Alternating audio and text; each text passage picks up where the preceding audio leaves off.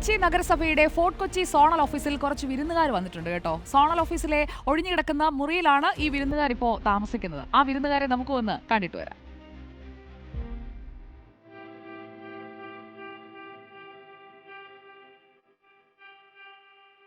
അമ്മയും 3 കുഞ്ഞുങ്ങളും അടങ്ങിയ കുടുംബമാണ് കൊച്ചി നഗരസഭയുടെ ഫോർട്ട് കൊച്ചി സോണൽ ഓഫീസിൽ വിരുന്നെത്തിയത്. ഒരാഴ്ചയോളം പ്രായമുള്ള കുഞ്ഞുങ്ങൾ അമ്മയോടൊപ്പം സോണൽ ഓഫീസിലൂടെ പകൽ മുഴുവൻ ചുറ്റി നടക്കും.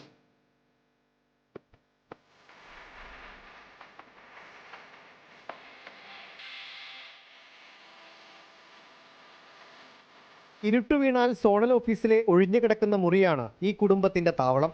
രാത്രിയോടെ ഇവർ മുറിയിൽ കയറും. ആ സമയം സെക്യൂരിറ്റി കതകടയ്ക്കും. വെളിച്ചം വീണാൽ മുറി തുറന്ന് പുറത്തേക്ക് വിടും.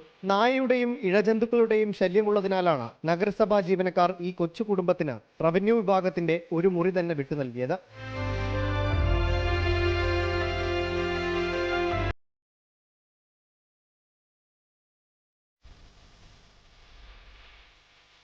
വിരുന്നെത്തിയവരെ സോണൽ ഓഫീസ് ജീവനക്കാർ ആതിഥ്യ മര്യാദകളോടെയാണ് പരിചരിക്കുന്നത്.